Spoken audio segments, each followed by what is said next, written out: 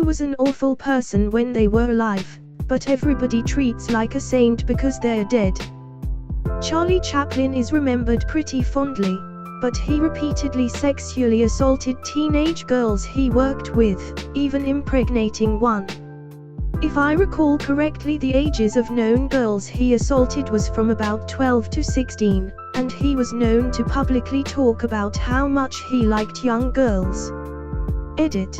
Did some reading to refresh my memory, and it seems he became enamored with Lilita when she was 12 but held off courting her till she was 16. Here is an article that goes into more detail if anyone is interested. Yikes, how come I'd never heard about this before? I've been showed a few skits of his in school and no one bothered to tell us that. All I knew about the guy was that he had the same mustache as Hitler. Because it's not so much learning about who Chaplin was, but more about how his character changed cinema. Just like the Beatles. They're revered as saints, but I forget who was a well-known wife-beater. Elvis did the same. Steven Tyler dated a 16-year-old when he was in his mid-20s. Woody Allen is all over the place with underage conquests. More modernly, the asshat who played Percy in The Green Mile, at 51 years old, married a 16-year-old girl, with her parents' consent. Jerry Lee Lewis married his 13-year-old cousin at 22. R. Kelly, at 27, illegally married Aaliyah when she was 15. Paul Walker was 33 when he started dating a 16-year-old. Seinfeld was 38 when he started dating a 17-year-old. The shyhead who played Fez on That 70s Show, in his late 20s 30s, dated Demi Lovato and Lindsay Lohan when they were 17, and Mandy Moore when she was 16. On the flip side, Fergie was 23 to 24 when she dated a 16-year-old Justin Timberlake. Ed and Lorraine Warren, the people The Conjuring films are based off of. IRL, people they worked with have admitted they were instructed to make false claims of paranormal situations and to embellish their stories. The Warrens were pretty much scam artists who made a shit-ton of money from false stories and fake witness accounts. There are tons of evidence of this. But after their death and with their movies, they are labeled as misunderstood and judged for their unorthodox line of work. Wait, you're telling me that ghost hunters didn't actually hunt ghosts? Shocker. Bob Frick ing Marley. Poet and a prophet, and gigantic asshole. Very violent toward his wife, sexually assaulted her, possibly the conception of one of his children, cheated like Frick, totally absent and unloving to his kids, moody and petty. Immensely talented, along with the rest of the Wailers, and their producers, and brilliant music, but massive douchebag with posters, t-shirts and murals all over the place. Came here for this. I worshipped him when I was a teenager and then read a ton of biographies, one of which by his own mother, and ended up loathing him. Never read your hero's biography should be the real warning. I did this with E. Cummings and was devastated. Coco Chanel was a Nazi and anti-Semitic. I think it's such poetic justice that the brand is owned by a Jewish family, the Worthy Immers. When she started her perfume line in the 20s, she got funding from this family. She tried to take ownership of the perfumes from them using Nazi laws, but they had already handed their businesses over to Gentile friends, so she wasn't able to. After she died, the Worthy Immers bought a controlling interest in the fashion line and it's still owned by their family, so the same people she tried to squeeze out of one part of her business using Nazi laws own the whole thing. Wow, I had no idea. Bit of a UK and India specific one, but Jade Goody. She was famous for nothing other than being thick and racist. Then she died and everyone acted like she was a saint because it led to more people getting tested for cervical cancer. India.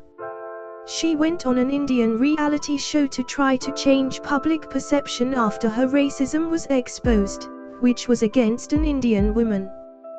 Caroline Flack. The media was so mean to her, and she committed suicide. So sad, sad emoji.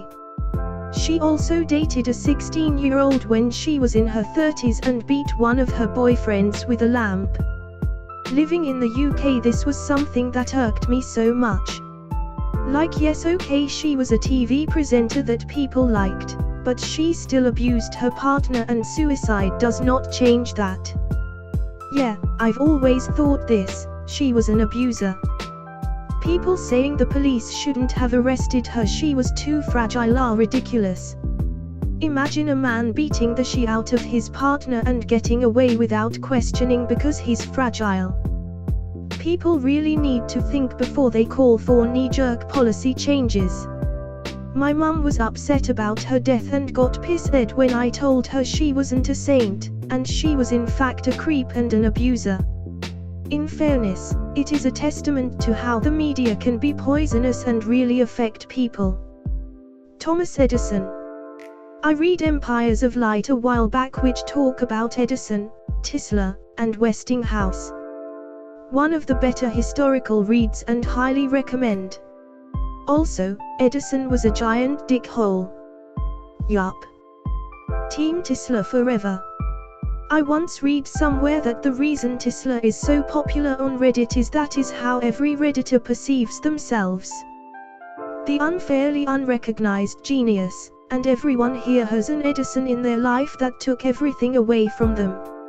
Also, Tesla's a virgin who loved his pet more than anyone. Tesla just keep getting more and more relatable. He tried to build a death ray. I think we can all relate to wanting to build a death ray now and then. Elvis Presley. Elvis was a wonderful and game-changing singer, but as a person he was a creepy, weird piece of shit.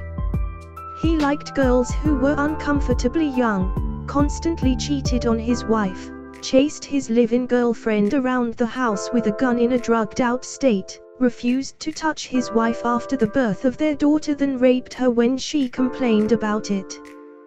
This is just some of the shitty and weird things he did. Elvis is not a hero and definitely shouldn't be remembered as one. I read somewhere that he would get angry at women for finding out they smoked weed. He would tell them all about how terrible and unattractive drugs are, while he was addicted to drugs and considered himself some kind of exception. Gandhi. He barred his wife from taking Western medication, penicillin, when she fell ill. She died, and when he was sick later, he took the medication. I heard he made his one niece always walk through some dangerous woods to fetch a certain type of pumice stone he liked to use on his feet, and the woods were always full of bandits and rapists. He also slept, as in sleeping not sex, with naked teenage girls on a regular basis, allegedly to test his resistance to his sexual urge. He also held racist views, and considered black Africans to be savages.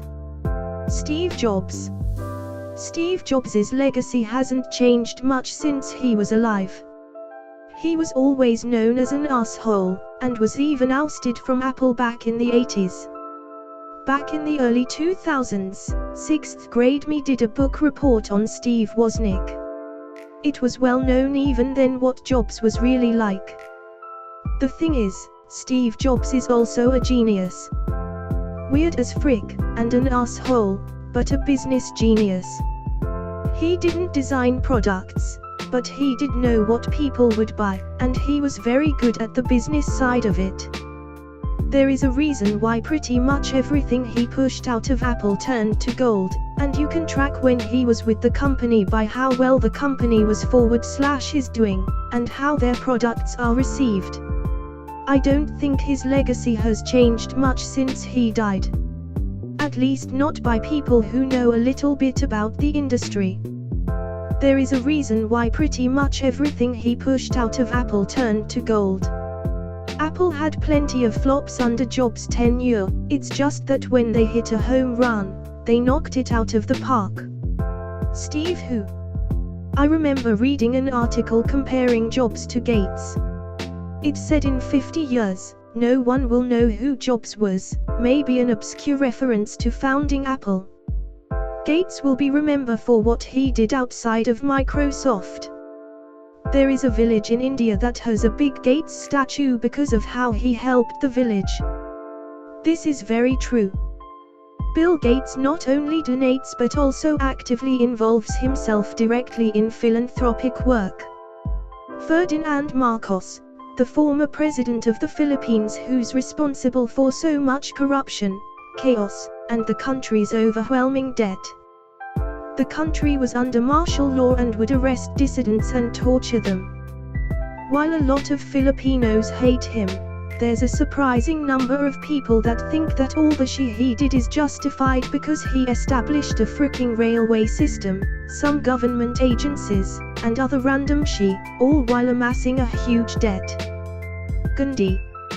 Racist, anti-Semitic, pedophile, wife-beater, sent his niece out to get him a pumice stone for his feet, forcing her to walk through an area known for women being raped and murdered, and told her after that he would have been proud and happy had she been raped.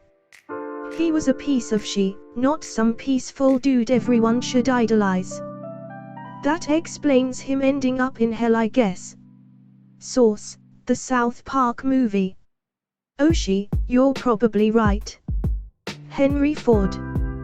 Don't know how well known this is, but he was a huge anti-Semite. He supported the Nazis and funded the publication of the Protocols of the Elders of Zion, which was a phony set of documents that supposedly transcribed meetings of rich Jews plotting the demise of Western civilization. The book became a go-to anti-Semitic text during the 1920s and 30s as a result. He was also anti-union and hired goons to beat up workers who wanted to organize a union. Mother Teresa. She gained millions of followers and even more millions of dollars in her attempt to help and heal the sick and dying. Even when having the money, she would order her followers to reuse needles and other painful treatments. This isn't an exact quote, but it was something along the lines of, when people were in horrible pain and about to die and pleading for help, she would say you're feeling the pain of Jesus Christ. And then when she got sick and elderly, she didn't want the care of her followers. So she sent herself to an actual hospital where she got legitimate treatment. Walt Disney. Seriously, freak that guy. He was a great creative but did everything in his power to freak over his own employees. Not only would he fire them if they asked about a raise or union, but if they decided to go to other animation companies, the man would claim they were communist sympathizers and ruin their freaking lives. He did this to a growing animation company to the point they went under and nobody really remembers them. They had some really great stuff. He was sexist, racist, and oftentimes stole ideas from others. Sexist? No, but sexist, yes. I did a project in American history in high school on animated propaganda during World War II, and if there's anything I learned from that, it's that Disney was an aggressively anti-union douchebag. I am someone who adores Walt Disney's work and creativeness, but I have to agree the man's a bish. The guy who killed Hitler was a bit of an asshole when he was alive.